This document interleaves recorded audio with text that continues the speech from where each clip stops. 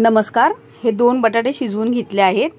आता आपण हे कुकरमधून काढून घ्यायचे आणि त्या बटाट्याला चांगलं मॅश करून घ्यायचं।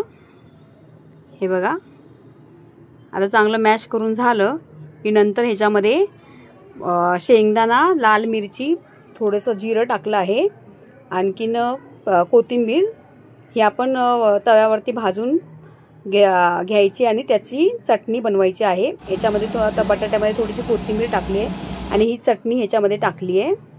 आता ही चटणी टाकून आपण चांगलं हे मिक्स करून घ्यायचं आहे, एकजीव करून घ्यायचं आणि त्याचे असे गोळे बनवून घ्यायचे। हे बघा, छोटे छोटे गोळे करून घ्यायचे, असे वड्याच्या आकाराचे, जेवढं म्हणजे मोठं पाहिजे असेल तेवढे करून घ्यायचे। आणि ही चटणी शेंगदाणा, लाल मिरची, 4-5 लाल मिरच्या टाकलेल्या, 1 वाटी शेंगदाणे होते, त्यामध्ये थोडंसं मीठ, कोथिंबीर आणि जिरे टाकलेले, हे आपण मिक्सरला वाटून घेतलं।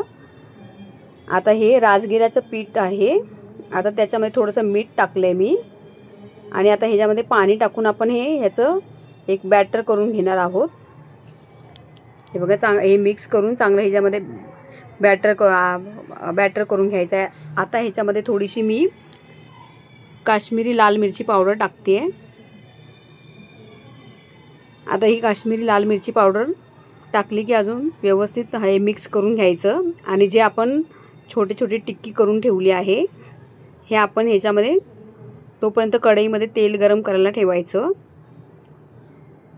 आता कढईमध्ये तेल गरम करत ठेवलं की नंतर ती टिक्की त्या बॅटरमध्ये बुडवायची आणि कढईमध्ये सोडायची तेल गरम झाल्यावरती आणि आलटून पलटून आपण हे चांगले उपवासाचे वडे आपण हे खरपूस भाजून घ्यायचे, तळून घ्यायचे।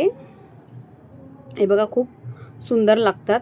आणि मग नंतर जे बाकीचं बॅटर राहिलेलं त्याचं मी अशी बुंदी टाईप पाडलं कढईमध्ये आणि त्याची एक त्याच्यामध्ये मिरची पावडर टाकून मी त्याची चटणी बनवून घेतली आणि थोडीशी कोथिंबीर टाकून त्याची मी मिक्सरमध्ये चटणी बनवून घेतली। आता ह्या मिरची तळून घेतल्या आहेत, 2-3 मिरची तळून घ्यायच्या। हे बघा, किती मस्त उपवासाचे वडे। तुम्हाला कसे वाटले मला कमेंट करून सांगा।